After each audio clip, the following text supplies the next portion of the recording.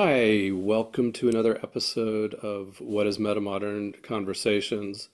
Um, I'm Greg Dember, and my co-host Linda Ceriello is here. We have two guests, Josh Busman and Maren Haynes Marchesini. Our topic is metamodernism and Christianity. And Josh and Maren are each scholars of Christian congregational music and have familiarity with metamodernism. So hopefully we will put our heads together and come up with some useful insights.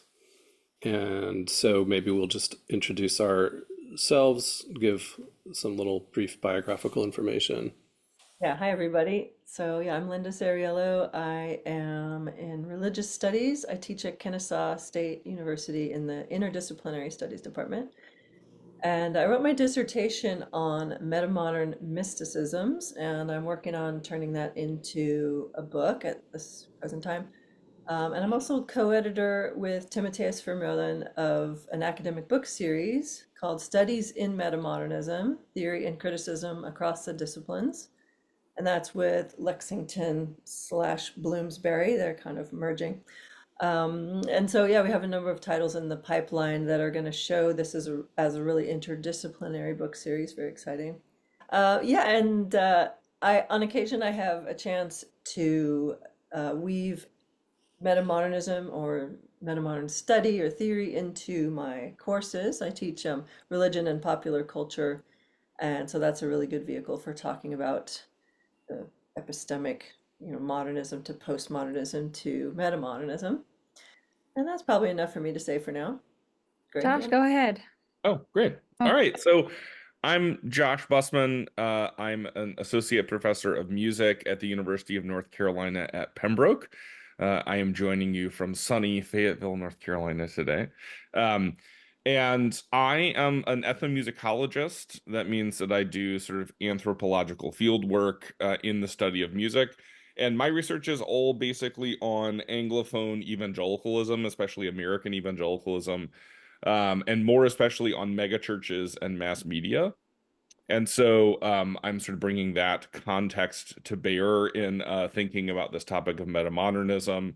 We'll say metamodernism is something that has come up primarily for me in engaging the sort of growing ex-evangelical movement in North America, this sort of these refugees from American evangelicalism that have been cast off, I would say, especially in the last 10 years with the kind of intensification of Christian nationalist rhetoric after the 2016 Trump campaign. So it's been a way to conceptualize that and to place it maybe into some historical contexts along with the emerging church movement and ancient future and some of these sort of precursors. But it's great to be here. yeah, and I'm Maren Haynes Marchesini, and I'm also an ethnomusicologist and scholar of Christian congregational music. My dissertation research tread a lot of the same ground as Josh's work in American evangelicalism and megachurches, but looking in particular at a specific church in the Seattle area called Mars Hill and the intersections between Mars Hill Church and the really vibrant indie rock community in Seattle. That was also interesting to me because I am an indie rock musician and also a Christian. I currently am a Lutheran music minister. That's something that I do full time. And so bringing together these threads of both indie rock music and then sort of traditional Lutheran liturgy. But I have been more recently through my Lutheran job, continuing my scholarship, but looking at progressive Christian communities and specifically how Christian and post-Christian communities navigate issues of diversity and pluralism, especially in their liturgical music and in the ways in which they form identity and sort of claim common values in spite of that diversity. And so that's sort of the place in which I come into the metamodern conversation is through all of those colliding interests and how they intersect with studies in metamodernism, especially around the arts. Okay, and I'm Greg Dember, and Linda and I co-edit a website called whatismetamodern.com, where we, starting in 2013, we've been cataloging instances and examples of metamodernism, mostly in popular culture, but sometimes in broader areas like religion. Um, and I am not a academic by training. I consider myself an independent researcher of metamodernism. And I have a book that should be available on September 17th called Say Hello to Metamodernism. And it's written for both the popular audience and hopefully will also be of some use to more scholarly types as well. And I guess if I were to name like a focus within the metamodernism studies of mine, it's mainly film, music, and particularly indie rock, and television. And I'm a musician, and sometimes I have felt like I was an indie rock musician as well. And I live in Seattle. So Maren and I, we'd never formally met, but we probably crossed paths at some point earlier in the millennium, I'm guessing. Anyway, but I've always had kind of a curiosity about how metamodernism shows up in contemporary Christianity, partly through experiencing some Christian subcultures in Seattle through that indie rock scene. And so we'll get into that. But since we cannot assume that our audience is all familiar with kind of metamodernism as a basic concept, Linda will give us a brief introduction. Yeah, great. I'll try to make this pretty succinct, but I do want to sort of lay out where we're coming from when we talk about metamodernism, and I will kind of interweave the study of religions at the end a little bit as well in terms of metamodernism. And anyone else can jump in if you feel I've left something out that's important also. So generally, metamodernism is taken as a way of understanding contemporary culture and develops as a response to the question of really of what comes after postmodernism, since there's been a great deal of commentary out there on the death of postmodernism and that we are now in this postmodern period. So we ask the question, what exactly are the qualities of that postmodernism, or as it's called by a number of people, a number of researchers, metamodernism?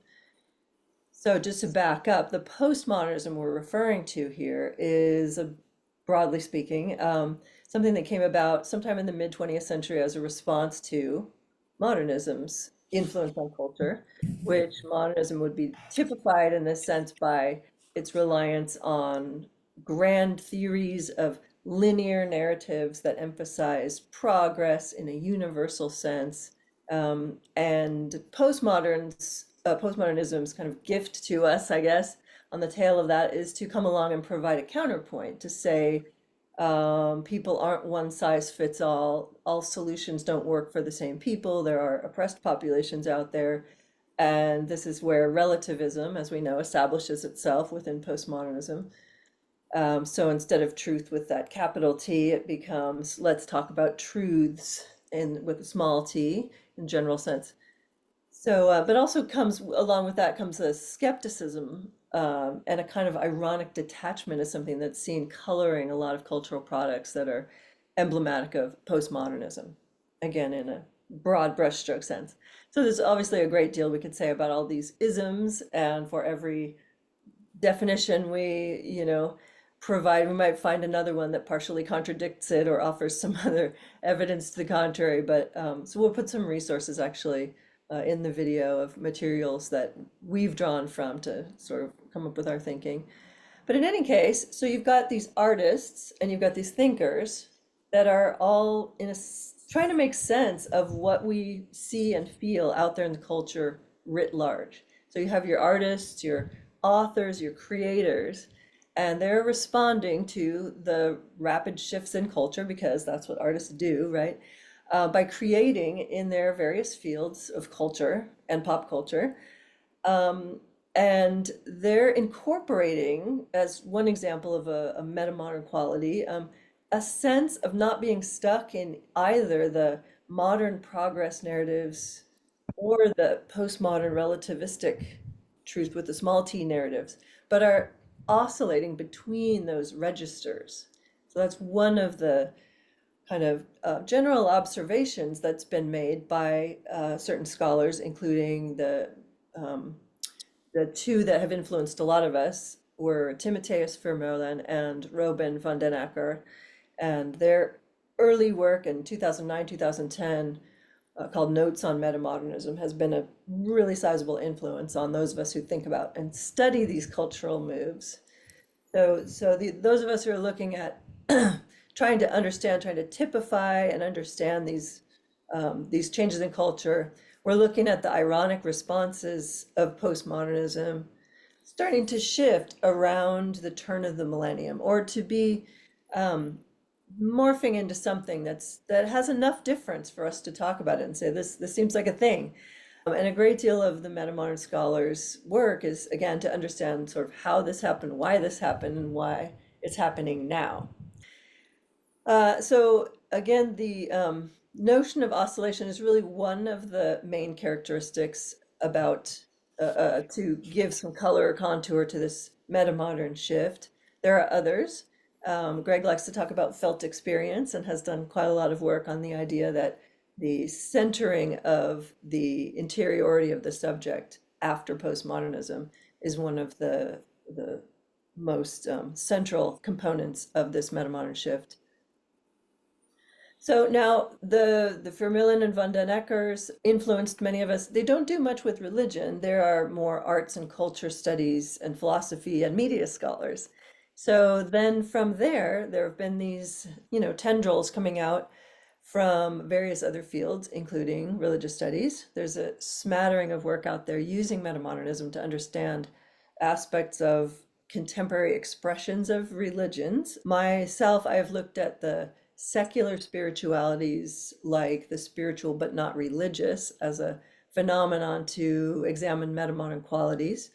And as mentioned, both Greg and I are really interested in the emergent church as, from the outside, we should say, as a possible expression of or reflection of the metamodern epistemic shift. And so we're really glad to have the two of you here also to help us track some of this cultural material that may be giving us evidence of this shift. So why don't we segue over into this topic of the emerging church? And I think, Greg, you want to kind of give us the lay of the land of the topic, and then we'll open it up for all of us to get involved in the conversation. Does that sound good? Yeah. So I'll just sort of make it a personal story. So after having been away a little bit, I moved back to Seattle in 2005 and was kind of looking for some new haunts to occupy. And I discovered this cafe called the Green Bean Coffee House in my neighborhood. And as soon as I went in there, I felt really comfortable. The vibe of the staff and the other customers kind of seemed sort of uniquely relatable, I guess. And they played cool music there. And I soon discovered that the cafe was run by a church. And I'm not, I grew up Jewish and then maybe have kind of characterized myself sometimes as agnostic and sometimes as spiritual but not religious. So upon learning that this cafe where I felt so at home was run by a church, I kind of like became really curious about who they were and what motivated them and what their culture was. And there was actually something about the people in this cafe that was also inviting of that kind of interpersonal questioning, and they seemed really curious about me and who I was, and not in any way that felt like it was sort of like a trick to ultimately evangelize to me or recruit me. It really felt like a genuine interpersonal curiosity. And so I learned a little bit kind of about the style and maybe a little bit about the theological even approach of their Christianity. And there was something that was very humble about it, but also kind of adventurous and very curious. and they that they would say things like, our job is to engage the culture, not to stand apart from the culture. And they would use the term broken as a sort of replacement for the term sinful. And that was really beautiful to me because it kind of made this sense of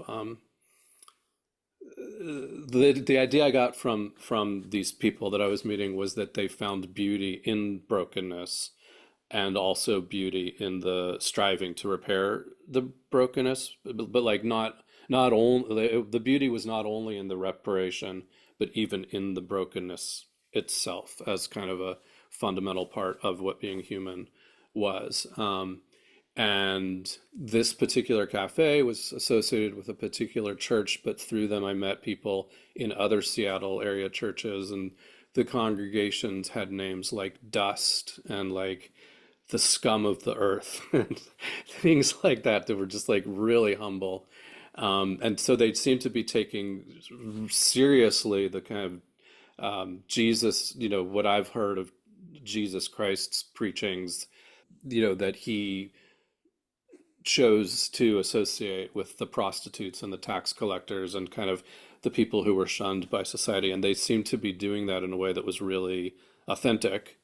Um, and the motto "Come as you are," which of course is a reference to a Nirvana song, what I think for many of these congregations suggested not just showing up to their church services in normal casual dress so they could be themselves, but come as you are also meaning come as your broken self and celebrate that. Um, anyway, I did end up kind of a fan of this flavor of Christianity, which I learned, and I still don't usually get this right, but I learned was kind of put under the umbrella term of the emergent church. But then I think there's also a distinction of the emerging church. And if Josh or Maren thinks it's worth explaining the difference, you can, but otherwise I'm just going to kind of say one of them or the other is going to come out of my mouth, and I apologize if I get that wrong.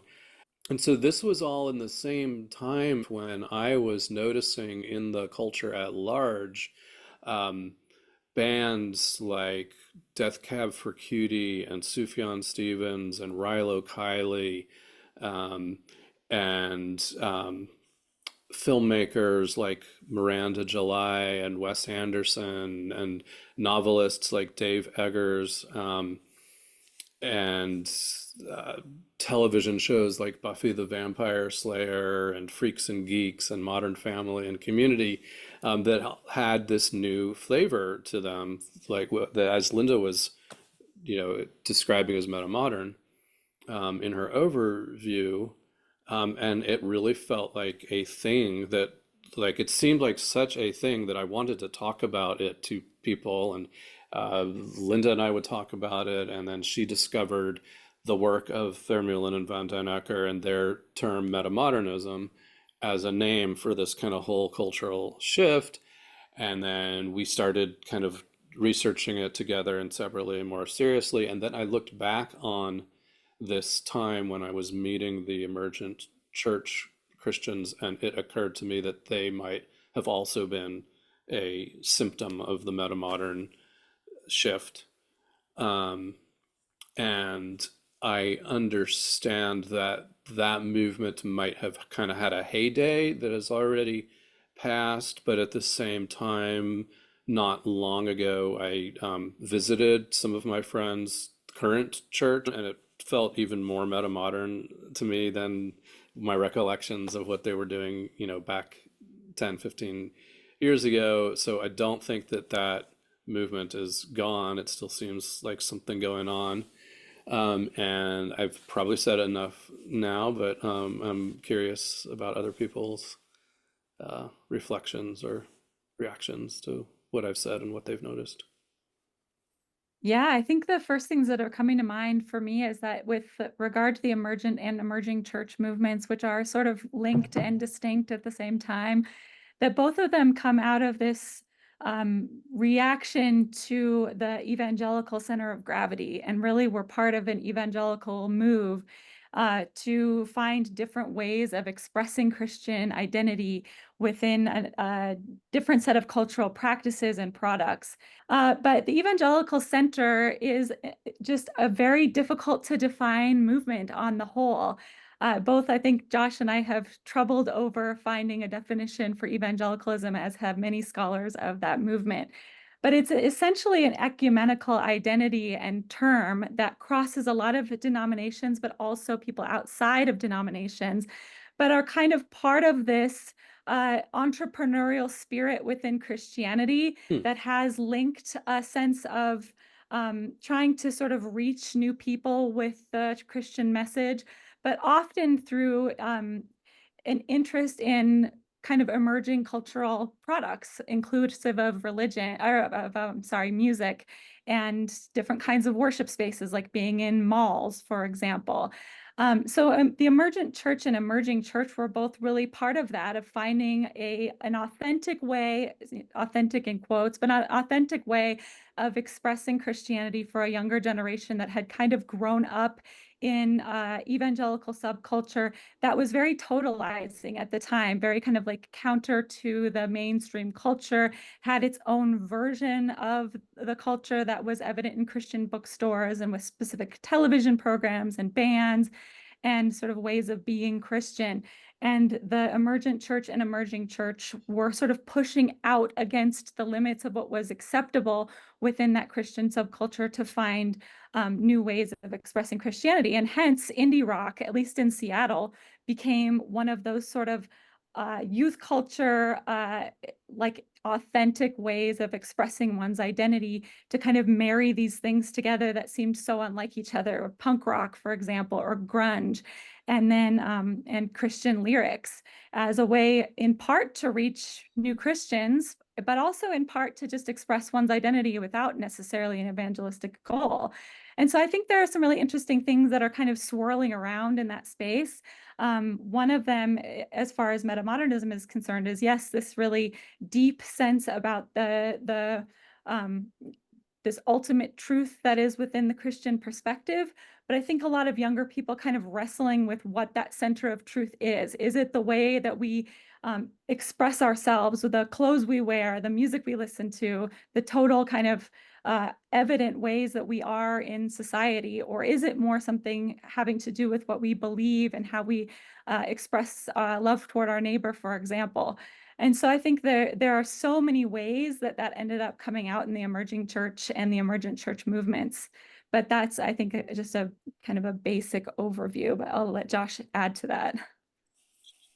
Yeah, I think there's maybe some sort of ways to tackle this in a more micro historical way, and then in a more macro way. And just to start from that sort of big picture, I mean, in the emergent and emerging church conversations in the late 90s and early 2000s, there was a real sense that this was not just a sort of like inchoate set of possibilities for pushing back against the dominance of American evangelicalism.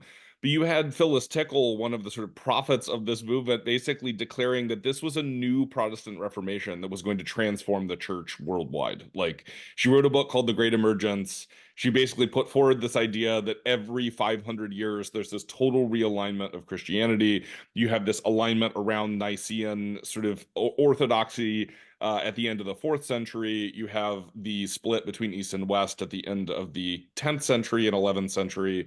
You have the Reformation in the 16th century, and then you have this great emergence in the 20th and 21st. So you had people declaring, like, this might be a sort of remaking of Christianity on the largest possible scales. And then you also had, I think, these much more modest claims for what was going on. I think what maybe this emerging church conversation, though, helps us to bring out is, I think in North American culture, at least, and I'd be curious to know how this is different in the European context, but in the North American context, I think modernism is typically coded conservatively and postmodern is typically coded progressively. And maybe it's some vestige of us thinking about sort of 68 and the 68ers in sort of academic theory and the kind of way that they have often been adopted on the progressive side. Um, but I will say, as someone who was a part of these emergent church conversations at the time and sort of thinking back on them, the majority of folks who were engaged in those were beginning to see that if postmodernism was characterized by a kind of bricolage and irony and cynicism, that was all on the conservative side. And there was a kind of adoption of earnest sincerity and belief on the progressive side. Um, and so it's a kind of scrambling maybe of those expectations from what we would typically think, right? That we certainly have seen over the last 25 years or so, the way in which a certain amount of the publicly held stances of American evangelicalism have functioned more cynically than the kind of progressive movement that attempts to call those positions to account. So that's maybe a more micro historical thing for us to track, is just the way in which we maybe have assumptions about how these things map onto political realities, Mm. especially in North America, that might not actually hold when we get down to it. Um, One of the things that made the community appeal to me and made me feel kind of safe being myself with them was that they had a very playful sense of irony that kind of infused things, and it very much kind of broke my stereotypical prejudiced expectations of what Christians, would act like. Like they were fucking funny, and yet it differed from the sort of prevalent secular irony that I was familiar with, because it always oscillated back to that earnestness and to that like expressed appreciation for the humanity of others. Um, and that's part of what makes me feel like there was something metamodern in the cultural sensibility within that community. So what's interesting is I would have always assumed that they sort of adopted the ironic stance from the secular culture, but something you said now, Josh, maybe suggests that they actually inherited the ironic stance from the conservative evangelicals, and then they brought back in the affection and sincerity to it. I'm I not think, sure. I mean, you certainly see this as a kind of memeable idea, and I would have to dig down to see what sort of sociological data there could be to support this. But Maren, I'd be curious if you're seeing the same thing, which is I can think of dozens of sort of millennial and Gen X friends who would basically say, my break with Christianity did not come from the fact that I no longer believed in what I was raised to believe, but from the fact that I continued to believe it in the face of a kind of cynical Hmm. ruling class within every evangelical institution. Hmm. That you told me that like I was supposed to love neighbors and love God and to value, to walk humbly and to love justice and all of these things. And then I saw none of those things being practiced within the church. And so my exit from corporate evangelicalism was not by virtue of the fact that I no longer believed, but rather that I maintained my belief in the face of this kind of monstrous unbelief of the institutions themselves. Yeah, Kristen Kobus Dumays has a book called Jesus and John Wayne that really traces a lot of these threads from, the 1900s basically to the present. But you can sort of see how with every generation, especially from the 90s through the present, there's just sort of been an unfolding of these ways in which, younger evangelicals, younger Christians find reasons to break from the Christianity in which they were raised for exactly the reasons Josh was talking about. And I think, a stat that I often like to cite, there was a study that was, I believe it was Stanford and the University of Michigan, but this sort of huge, demographically diverse study that was done during the 2016 campaign. And one of the things that they found was when they were correlating sort of religiosity and church attendance with support for a Trump candidacy in 2020 or 2016, what they found was that among evangelicals, the best predictor of whether or not you were going to be a supporter of the Trump campaign was that you did not attend church regularly. Right. So that the your attendance of church was inversely proportional to your support for Trump. So what that means is you had a massive group who was sort of most strongly in the tank for a kind of reactionary Christian nationalism, who self-identify as evangelical and also self-report that they rarely or never attend church. And so I think that also begins to point at some of that disconnect, that this is that when we talk about it, and maybe gets back to what Maren was saying too, is like the difficulty of nailing down what is American evangelicalism. If you can self-identify as an evangelical and also self-report that you never attend church, what is American evangelicalism? Like, what is that label doing if it's not describing participation in church? Yeah, So I'll add that's to where it gets fuzzy. that people of other faith traditions are starting to adopt the label of evangelical because they align with Trumpist politics. So this is accelerating. Huh. Wow.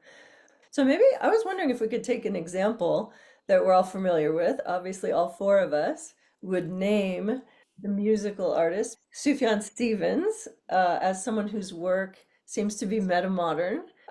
So he's part of the Christian world, was unclear in a certain sense whether he identifies as Christian. But what I wonder is if his work is just metamodern by itself and he happens to be Christian, or does some form of a metamodern Christianity, either culturally or theologically, show up in his work and how he's read or listened to. Um, and then we can talk about other artists that could include like Christian music artists or secular artists whose work is meaningful in a particular way in that would fit with or next to the subcultures of what this thing we're trying to get at, which is metamodern Christianity or Christianities. Or we can also track, musicians who are explicitly part of a Christian rock genre who then went through a phase where their work seemed to be influenced by metamodernism. There's all kinds of places one might be on the spectrum, but I mentioned Sufjan Stevens because I don't remember if you all said this in your intros, but the three of you are all working together to edit a volume of essays on Sufjan Stevens as a metamodern artist. And so anything you want to throw in that relates to what the pieces that you're working on writing is also fair game for nice little foreshadowing. Josh or Greg, do you want to kick us off? Yeah, I can jump in. So I think there's maybe sort of a couple of things that this makes me think about. One is the way in which the kind of the tension between the already and the not yet, this kind of messianic shape of a lot of Christian belief, is inherently sort of simpatico with this metamodern oscillation. That you necessarily have a kind of look, this in a lot of the creedal statements, or in a lot of the sort of moments of reflection in the Great Thanksgiving and sort of prayers of the church. There's often a kind of like, we recognize that the resurrection, that Christ died, Christ was resurrected in the past, and Christ is coming again in the future. And so that tension between the death of God, the rebirth of God, and the second coming is, I think, has a kind of metamodern shape that maybe we could tease out to some degree. And so insofar as Sufjan is playing with those sort of themes, then I think he lends himself naturally to this reading. I think, though, it has been interesting in the last, say, 18 months to 2 years to see how many people essentially took Sufjan's coming out as queer in the sort of release of Javelin, his most recent record, as a surprise and an affront in this kind of reactionary culture war politics, which shows that even if we are reading Sufjan in, again, this sort of like generous progressive metamodern way, that there are other readings clearly there, because there were lots of fans that were blindsided by that. And so there's maybe sort of the way in which the Sufjan, the artist, is playing with these ideas, but then also the ways that they're being metabolized and used by fan communities, which often are sort of totally additional and different. You know, the way that they're metabolizing on the Sufjan subreddit and the way that they're metabolizing in, church youth groups might be really different, for instance. Yeah, I have a couple things that I'm thinking about too, which is that Sufjan Stevens has kind of an interesting relationship to the subjectivist, empathic sort of affective experience, in that several of his albums really kind of move around different subjectivities in a kind of empathic move where you don't really know where he is located. And so I think especially with Illinois, it's gotten a lot more attention recently because of the new Broadway show. You see a lot of different subject positions kind of taking place in that album, where, for example, a queer perspective is very much apparent there, but it's not clear that that's a personal experience. But I think how that relates to the metamodern experience of Christianity is that he is coming from, in general, I would say, a more sort of mystical and quasi-devotional, like even kind of tracing into these personal relationships with Jesus that can even bridge into like a pseudo-sexual kind of romantic iteration, and a little bit of sort of a prophetic Christianity, although I don't know that that's quite as apparent. But because it's this very subjective experience of the divine, he's not as invested in necessarily the grand narratives of Christianity. He's not making truth claims. He's making subjective claims through the ways in which he writes this music. And yet Christianity operates so effectively as a through line with all of his albums, really as kind of a mythological framework. He uses the poetics of Christianity to tell his own personal story, sometimes just very, very artfully.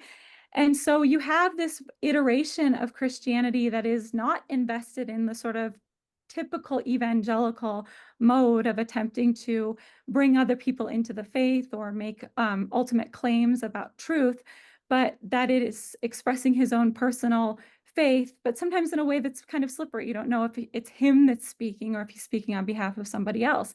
And so I think that's where he meets that metamodernism oscillation in a way. Yeah, I'll tack on to that too. Not knowing there was any relationship to Christianity at all when I was first introduced to Sufjan Stevens, I was definitely paying attention to that affective that you mentioned, Maren, and what we sometimes when we talk about the qualities of metamodernism in arts and culture, we talk about the tiny, this confessional, personal, like he doesn't sing in a bombastic way. He sings like he's talking right in your ear, like he's right there, and really speaking about subjective experience, as you said, but either experience of the divine or experience that happens to be divine. So it's kind of like, I like to call it the extraordinary becomes ordinary and vice versa.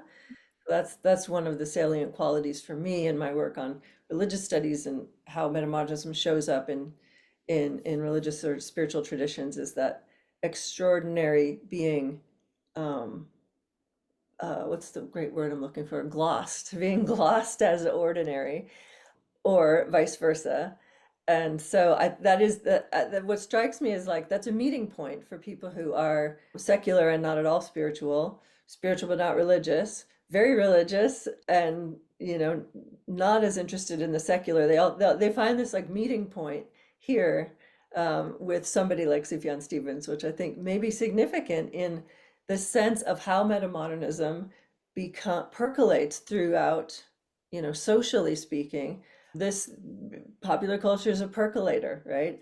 So yeah, I'm definitely willing to try on the idea that there's some sense that an artist like Sufjan Stevens really helped grow the metamodern soil, or the seeds of the soil. I'm not sure which metaphor I'm going for here, but something along those lines. I'm suddenly thinking of another musician with Seattle roots, David Bazan, formerly of Pedro the Lion. And what's occurring to me just right now that's interesting about him is that, as I understand it, he publicly moved away from his faith. Like maybe he went through a period where he identified as questioning, and then he kind of went into one where he was out as a kind of, ex-evangelical, I suppose, and has at least one album that's kind of just all about that. But everyone I know besides myself who likes David Bazan is a identified Christian, and from this community that I've been talking about, and they loved that album when it came out, and sort of just didn't flinch at the idea that they were loving and exploring an album by someone who was repudiating their faith. And it almost was sort of part of their faith to engage with that album and that stance. And then I assume that David, I'm just imagining, speculating, but I assume that if David Bazan knew that his entire audience was mostly believers, he would still feel very at home and comfortable with them. So there's some kind of communitas that transcends like the specific, like, yes, I believe, or no, I don't believe. So they're all still kind of in this thing together, which I kind of feel like is part of the ground of the meta modern. And it's almost like in a meta modern, Christianity needs the non-believers to be part of it, maybe. And any thoughts about that? Well, I think part of, so when you're talking about Dave Bazan, I'm thinking of the opening of Andrew Beaujon's book called Body Piercing Saved My Life. He's a writer who wrote this book about Christian rock as an outsider to the culture.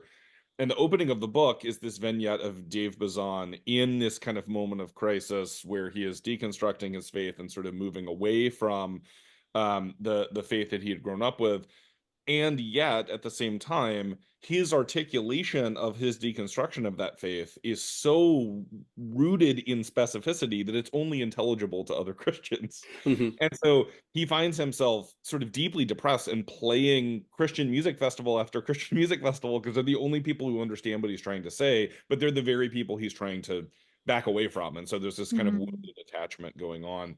And I think what that maybe clarifies is that one of the things that makes metamodernism sort of unique as a reconfiguration of this space is that it's not actually introducing new objects of belief or practice. It's modifying the way that those objects we already have are being held.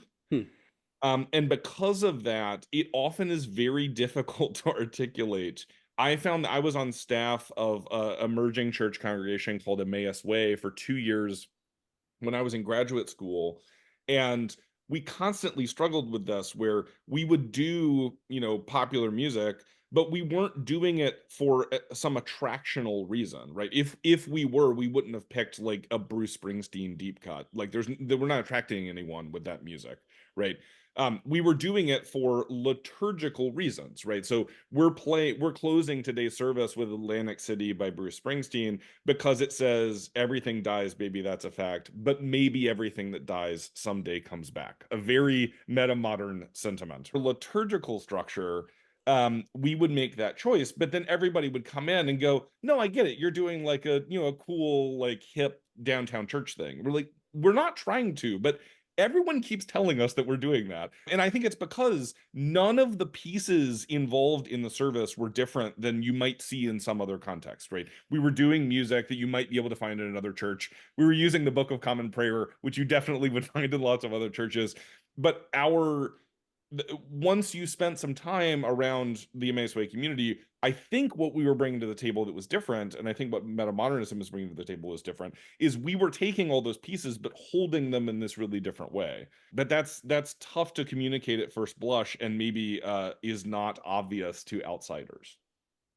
Yeah, I'll pick up on that. I think there's a couple of things. One is that, as I talked through this concept of the mystical within Sufjan Stevens, like the first thing I kind of thought is this isn't new. There have been people doing this kind of art making, music making, expression of their Christianity since time immemorial. The mystical tradition is a deeply rooted tradition. And so then what makes something like that metamodern? I mean, on one hand, it's that it felt so different within the space of evangelicalism, kind of was an intervention into what was happening there.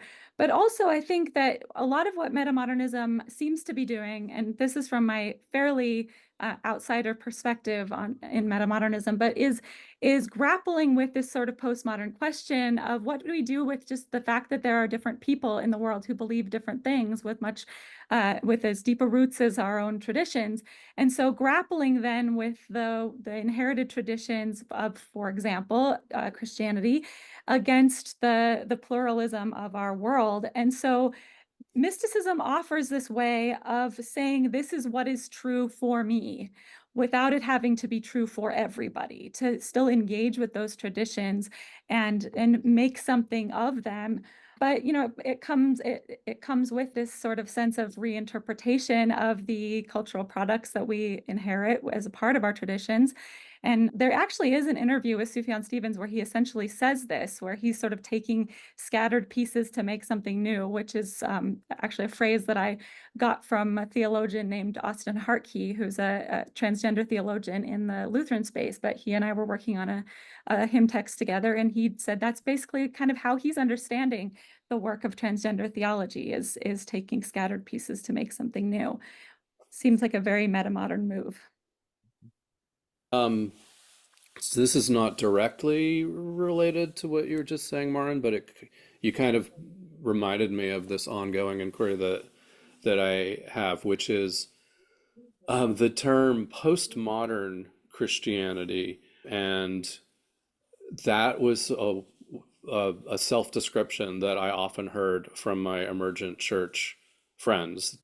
And I think that the reason why they liked to use the term postmodern Christianity to describe themselves is because they were emphasizing looking at other points of view, questioning and deconstructing their faith as a part of their faith, the importance of context, things like that. But then what occurs to me is that if you actually have at your disposal the concept of metamodernism, that maybe in many cases where somebody has written about a postmodern Christianity, what they really would have preferred to use as their terminology is metamodern Christianity, because what you seem to get along with the sort of postmodern relativism and contextualism and all that is always this flip back to there's still an abiding faith. There's still a certainty, a conviction. And so there you have that oscillation, not just a permanent dwelling in the questioning, which, of the postmodern questioning. So what do you guys think of of the relation between metamodernism and what others have called postmodern Christianity? Yeah, the first question it brings up to me is what could be an authentic postmodern Christianity? I think so long as you have Christianity at the heart of the question, even if you're trying to find out, what is the center of this thing that I believe, you're still dealing with questions that are pertinent to the modernist perspective. And so I don't know if anybody has an idea about what an authentically postmodern Christianity would be, but that is the question.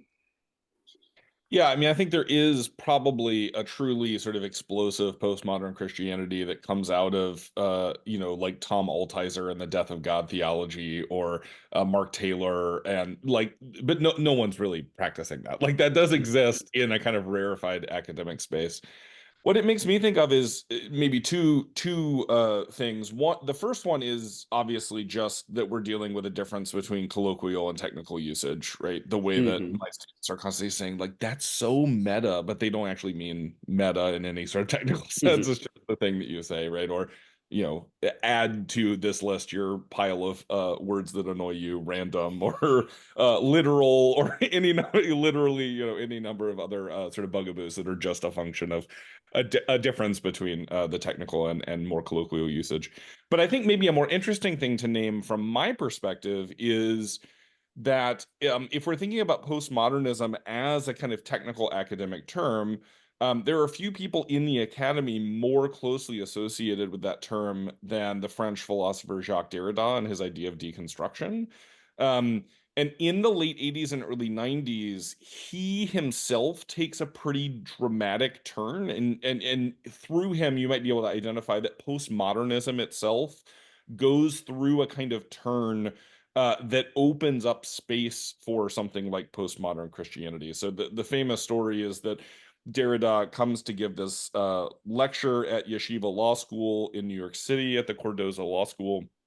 And he is this sort of darling of this, deconstructive postmodernism across the American academy. And in this address, he announces that justice is undeconstructible. Hmm. And people have no idea what to make of this, right?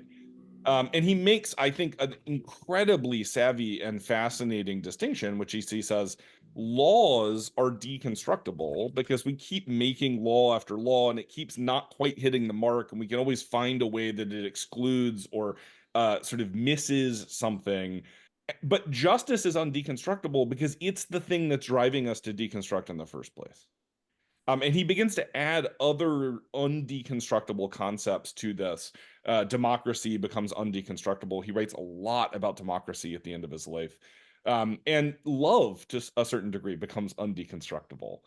And so, again, at Emmaus Way, at this community that I was a part of, this is a way that I would frequently articulate. I think we would sometimes get frustration with parishioners who would say, yeah, I get it. We're like deconstructing and tearing this all down. But when do we start building back up again? That was a pretty common refrain, I think, among a lot of folks who found themselves in those spaces, especially ones which were coming out of this sort of evangelical context rather than mainline or lapsed Roman Catholics or something. And my answer to that was always, well, the whole that essentially deconstruction is opening up more space, and it's opening up more space for more love and more justice to be poured into the world. So the answer is we never stop, but that's because we believe there's not a finite limit to how much love or justice could be poured into the world. There's never a moment at which you go, okay, we finished it, all done. Like, we talk about this all the time in music departments where the student says, like, when do I get to stop practicing? You're like, Hmm. never. Like, you're never. The famous Pablo Casals, the cellist, had the famous line where he was, in his 90s and giving a lecture somewhere in his native Spain. And someone said, he was working out details for this lecture. And he said, well, if there's a room nearby, I'd love to practice ahead of time. And they say, well, you're in your 90s. What are you practicing for? He said, well, I think it's helping. So I'm going to keep doing it. And so that, I think that space within postmodernism itself becomes radically and newly opened in the late 80s and early 90s.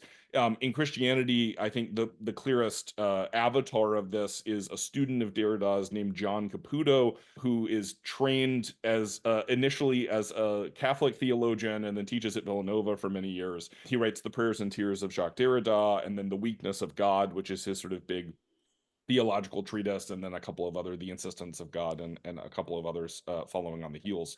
But postmodernism itself is changing, and maybe that helps explain the usage of the term as well. That also just made me think when you were mentioning about practice, about something I write about is about the influence of a lot of the Asian philosophic traditions, emphasis on contemplative practice. Mhm. And practice is, of course, in the term itself. And so when you're practicing Buddhism, you're practicing meditation.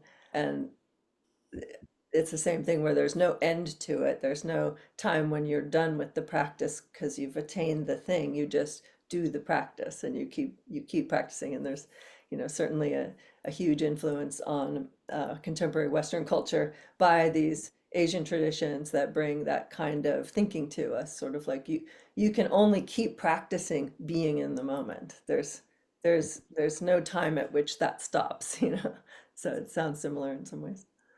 Well, I think Josh brings up a really interesting question or point, which is that, deconstruction, I think, within these Christian communities is not done for its own sake, that there is the coherent moral philosophy at the heart of it. And I think, to be honest, even though I've been a part of these communities, I've been part of that conversation since I was in college, so 20 some years at this point, I have not heard really clear articulations of what that moral philosophy is at the heart of those deconstructionist projects.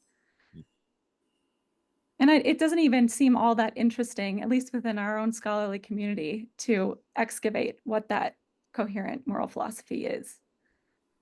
I'm trying to understand what you're saying. So, is the coherent moral philosophy that they're purporting, would it be different from the coherent core moral philosophy of pre-deconstructive versions of Christianity, or is it the same one? And that links them. I can only answer that from my own perspective. I feel like it would take a pretty robust ethnographic project, at least from my vantage point, to be able to say what is being articulated. But I think Josh points at a few important things through the Derrida example of those being things like justice and Okay. democracy and love. I'm going to say something that might be a little meandering, but just I'm taking in what I'm hearing and thinking about how, in my mind, the part of the metamodern shift includes a kind of acknowledgement of just extreme moral complexity around every turn. And so there's a sense that of being between, and there's a sense of feeling stymied by what is there a right thing to do? What would that even mean? And so some of the products that we identify as typifying metamodernism, and I just always come back to Buffy the Vampire Slayer. It just seems inevitable, but that there's a sense in some of these products, and I'll use Buffy as an example, where they're presenting. There's a fellow named Robert Loftus who wrote on moral complexity in the Buffyverse, and he's talking about the compelling moral incoherence as being a crucial component of the show. And it sort of instantiates, I feel like, a kind of, I was calling it a soteriological revision or a shift, maybe not quite a shift, but a revision in which there's worldviews that are clashing. There's nihilism, there's fascism, there's superhero narratives, and then there's all these redemption stories. And all of those are driving contemporary, there are drivers within contemporary culture, and they're reflected in pop culture. And so there's like these fresh ways of seeing moral dilemmas in which we're just sitting in this in-between soup some of the time. And it just feels so strange and so unmoored. And that could sound like, that's, oh, well, that's reflecting a kind of a postmodern position of being unmoored. But there's an acknowledgement that it's not just we're sitting in a soup and we're not going anywhere. It's like we're being buffeted in this oscillatory way. And what could possibly guide us is our own subjective felt experience. And that's, why I think that artists like Sufjan Stevens and these indie artists that are doing this tiny in your ear confessional kind of thing are getting purchase because there's a craving to just say like, well, what's your reality? What's your take on this? Because it's just this big, huge oscillatory, kind of, we can't really get through the dialectic until we acknowledge like we're here and then we're there.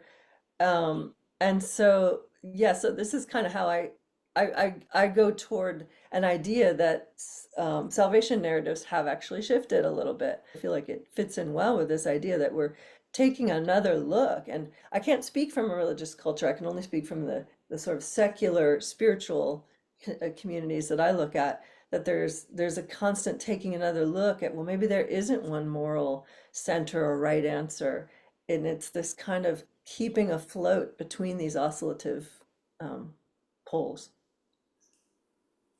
Yeah, I mean, and to tie this back into something that I was saying earlier too, I find both in the academic literature and sort of on the ground, especially in sort of the leftist political spaces where I tend to spend time, um, that so much of the reorientation away from a more sort of relativistic postmodern perspective has been precisely the bad faith ways that conservatives have used that perspective, right?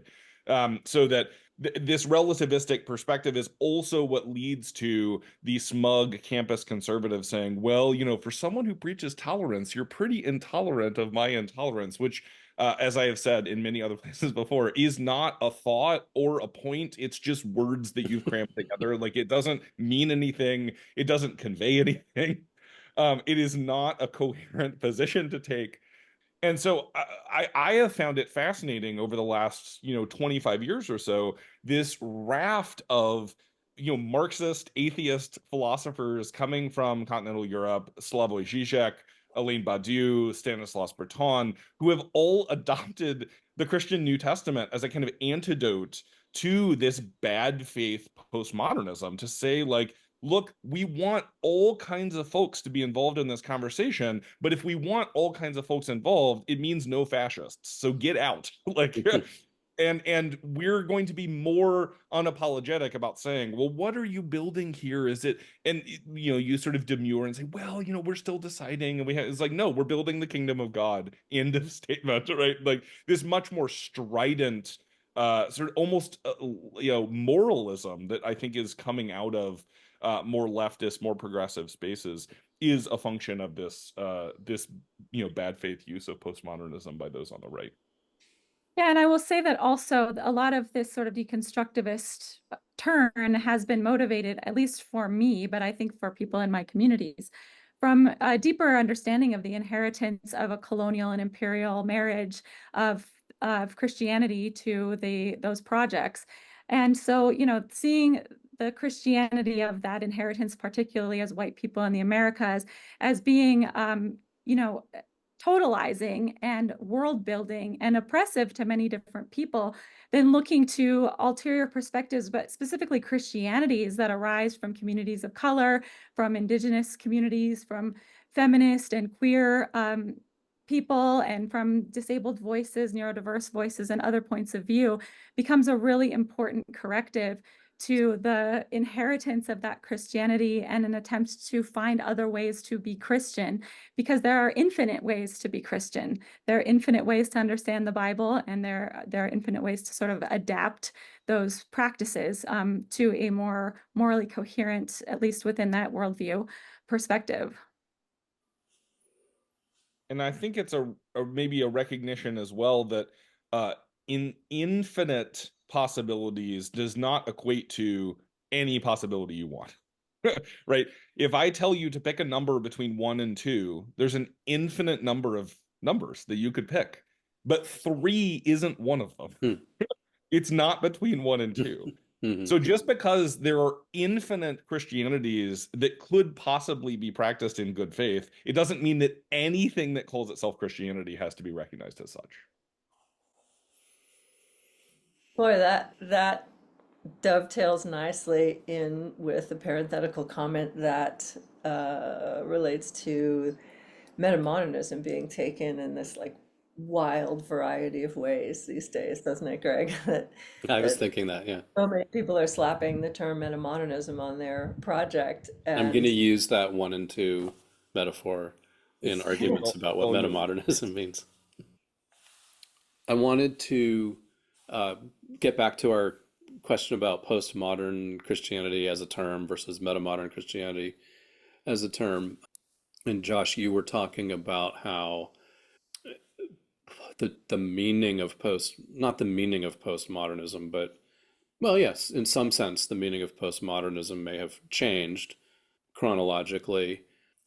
And so just like when we're asking questions about in other fields, in the arts, do we need this term metamodernism, or can we just continually expand and stretch and change the meaning of postmodernism to account for new developments?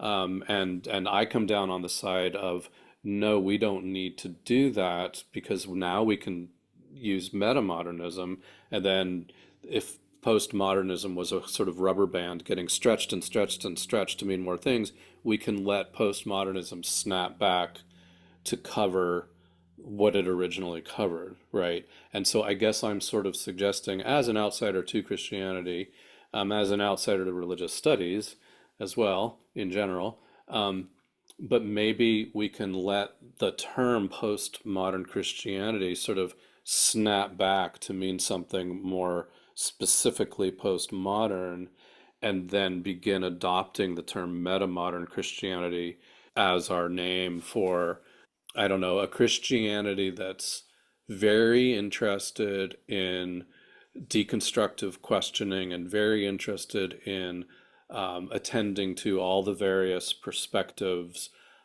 and yet is also very interested in preserving those core values, or core feelings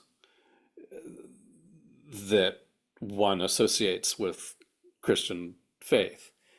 That's my suggestion for the conversation, not just between the four of us, but all over the place. Yeah, the thing that comes to mind is like, I feel like for the metamodern Christian, truth claims are a part of the conversation, but I think always with this sort of shadow of, but maybe not. Hmm. And so if you go through, for example, some of the creeds, Jesus Christ was born of the Virgin Mary, but maybe not. And you can kind of go through all of the major claims that were part of the Nicene tradition and come to that point, especially with kind of claims about history. So I don't know. That's a working theory. So for Or me, a postmodern Christianity would be very, very, very preoccupied with the maybe not, and sort of like really wanting to make sure that everybody was aware of the maybe nots, and that they were not oblivious to them. And a metamodern Christianity would be no longer preoccupied with the maybe nots, but sort of takes it as an automatic um, aspect, an automatic Yeah, I would say I'd that like say go ahead. that those truth claims are sort of like clay. They have this sort of malleability and this utility to them, where, how is this part of my mythos? How is this part of the way I live my life? And without necessarily needing to cling to uh, the ultimate truth of those things. A move that I have made at in conference like roundtable spaces before, where I find myself maybe on call with a lot of Christian practitioners or theologians, is I have cited the example of the story told in John's Gospel, chapter 8, where there's a man who's born blind and Jesus heals him, and then the Pharisees go on this kind of quest to figure out like how did he do it? Like what's the secret here? And they keep pressing him, and then eventually the story ends with the man saying, "Look, I don't know how he did it. I don't know who this guy is. I'm not saying he's the Messiah. I'm not saying it's magic. All I know is I used to be blind and now I can see, and Mhm. that's all I'm willing to say." And so I always relate that, and I say, "I'm that guy, and in this analogy, you're the Pharisees. So do with that what you will."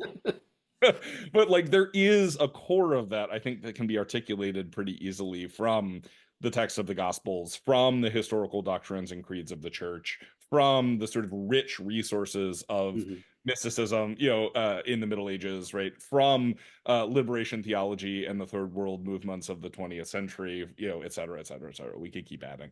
But yes, that is definitely something that I think is worth drawing out.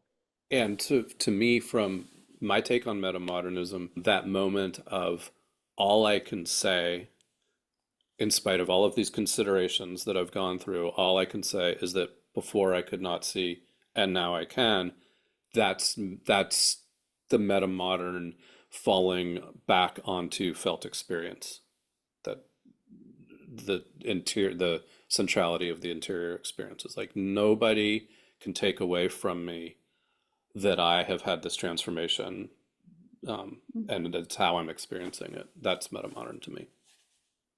Yeah, and I don't know if this relates, but there is a sort of liminality when you live in this space too, where I think on the one hand, you've got your truth claims and maybe nots, but on the other hand, you have your cynicism and your maybe so's. And I think that's the thing that holds that Christianity just in this sort of like deeply felt tension between worlds. That's really, I think, boy, that's interesting I imagine that would be illuminative for a lot of people to hear that that the liminal is a sense that you're feeling that you're inhabiting in your Christianity.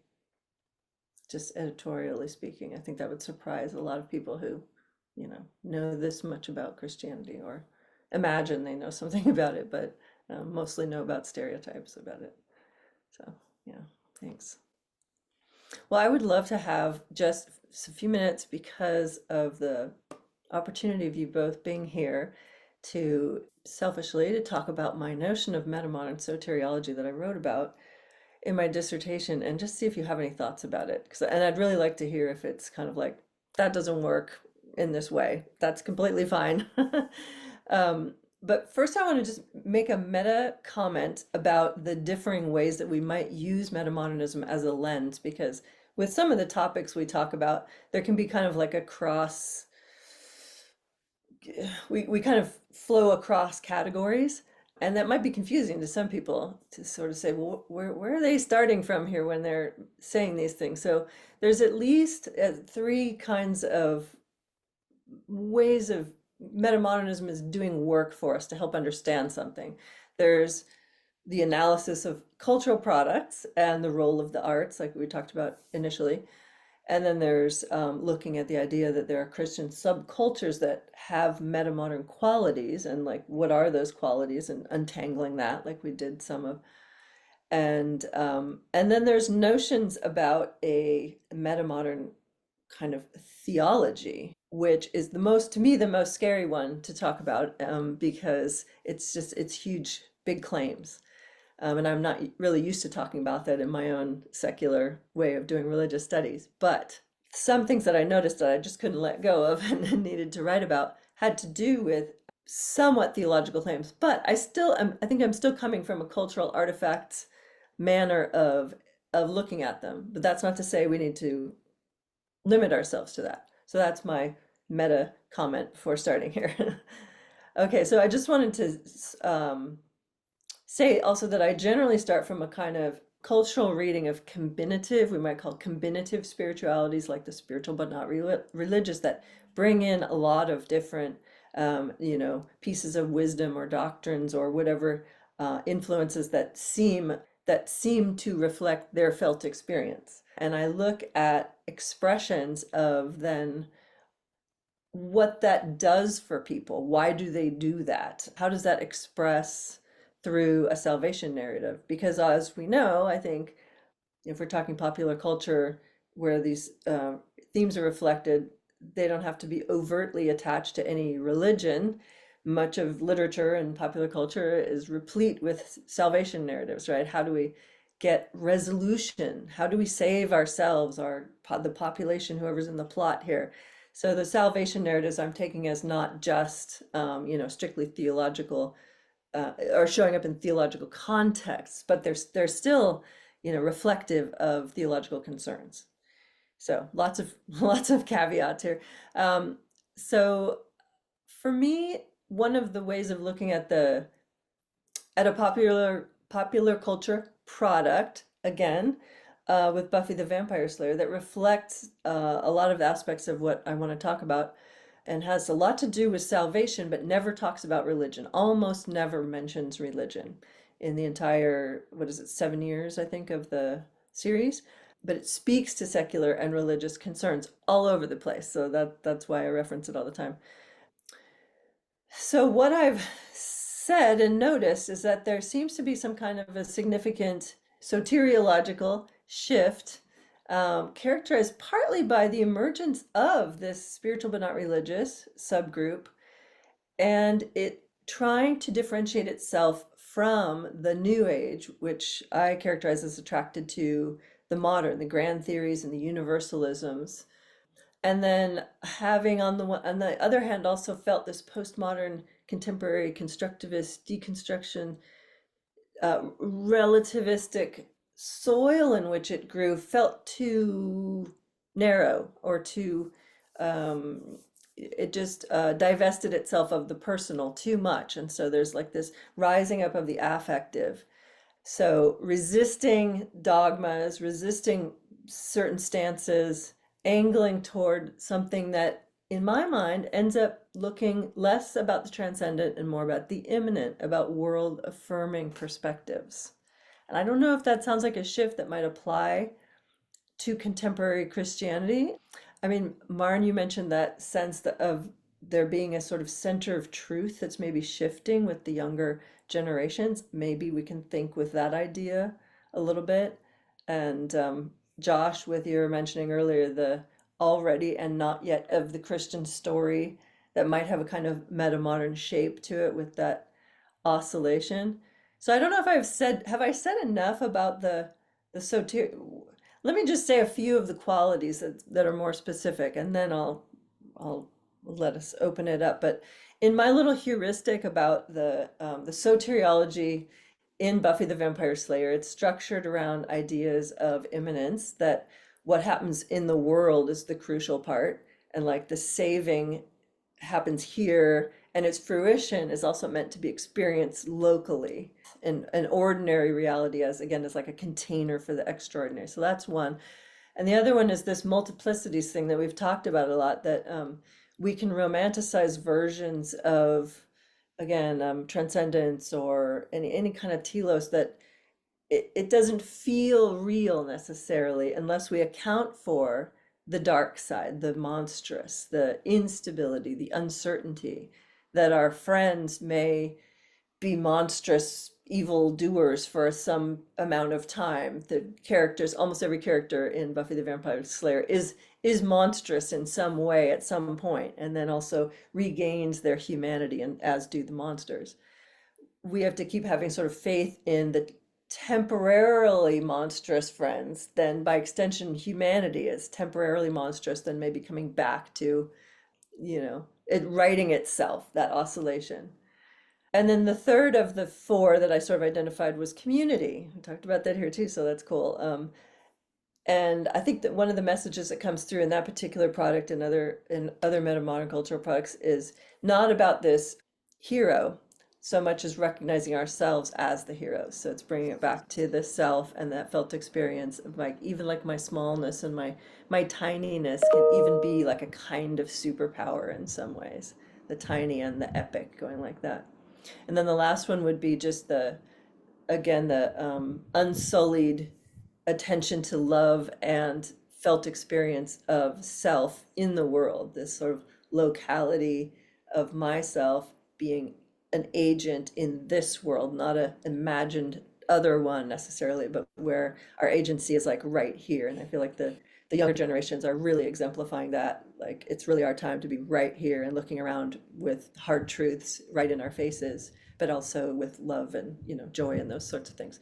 So I would love to hear if any of that seems like it would relate to and be like something that a contemporary Christian could take in and apply any of, or does it just sort of feel like, no, we do it differently. We have Jesus, like really, I would love to hear. Yeah, I mean, I can comment basically on all of those as being thematic in terms of the Christian communities that I've been a part of, which, majority have been Christian mainline communities, but also very far left communities, including some of the older communities doing racial justice work and immigrant rights work, things like that, where ordination of women and LGBTQ people is presumed and has been going on a long time. But yeah, I think there's a hymn by Marty Haugen that speaks to the world affirming, but there's a lot of this in contemporary Christianity, not in some heaven light years away, but here in this place, a new light is shining, that the kingdom of God is going to come about not as a result of passing into the next life and experiencing salvation there, but as a result of human effort. And that there is sort of a reclamation within contemporary progressive Christian spaces that was the intent of the idea of the kingdom of God, is that it was supposed to be a political project that would take place here by us, by the people of God, through the work of the Holy Spirit that is immanent and alive in the world. So that is just one of them, one of these four soteriologies, but all of them I think are very much apparent in contemporary Christianity. Yeah, I have so much to say on this, so I'm gonna keep it very, very short. I think that part of what you're hitting on is a kind of story of American Christianity in the last 50 years. And this is the ground on which so much of this internal battle for the soul of Christianity has been waged on.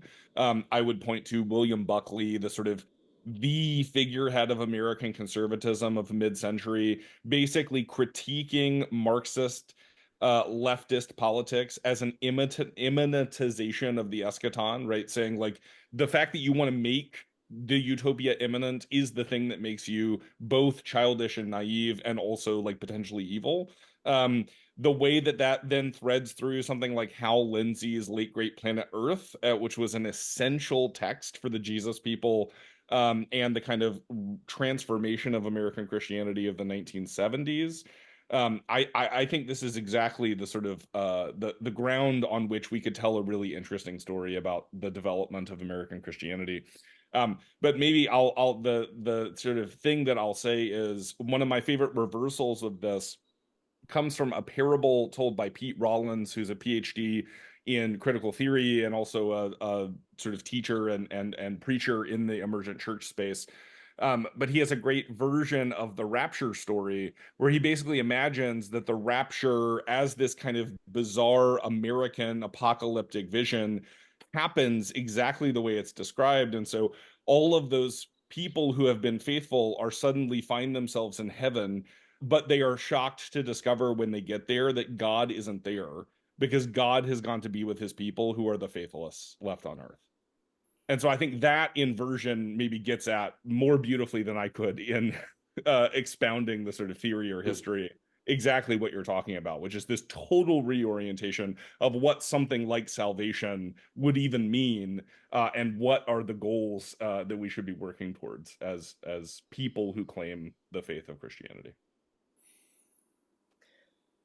And in the sense that uh, that I think of some of these products are reclaiming people's tendencies to be really messy humans, really deeply, deeply flawed. That all fits in as well.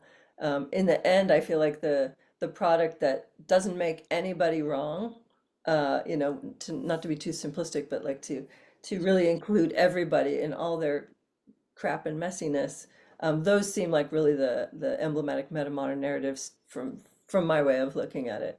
So does that fit with what you were just saying, Josh, that we can be we're allowed to show up with all of those sides and still be part of the story? Yes, yeah, I think so. But like I said, I think the ground that you are attempting to describe is precisely, I think, the most radioactive and contested ground in American Christianity. That's what I'm saying is I think you're putting your finger right on the crux of this issue. For not just for something like metamodern Christianity, but sort of for a much longer story of what is American Christianity going to look like that you could take back, potentially as far back as the 1890s and the social gospel movement, and maybe back even further than that to the founding. This is a personal anecdote, but I do remember hearing a sermon back in like 2006, that all of us contain wheat and chaff. When we separate the wheat from the chaff, it's not about separating, one type of person from a different type of person, but that we all contain those multiplicities. And so as much as that sort of points back to the locus of the individual, I think within progressive Christianity today, there is much more concern about, the direction of the community, the direction of society as the saved or the damned, or both, usually both. And so how the sort of oscillations between the individual and the community function. Nice.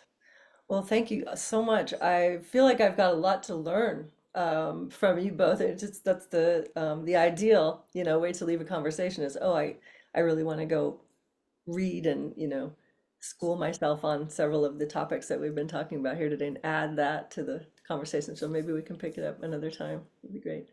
Yeah, absolutely. Yeah, I know when I go and edit this, I'm gonna write down all the authors that you two mentioned because there's a lot that sounds intriguing that I'm not well versed in. So thank you. And any other closing thoughts by anybody? There's a lot of ground for continued exploration. This is fun. Yeah, agreed. Agree. I absolutely agree. Thank you. Thanks, all of you. Yeah, thank you guys. Thanks. All right.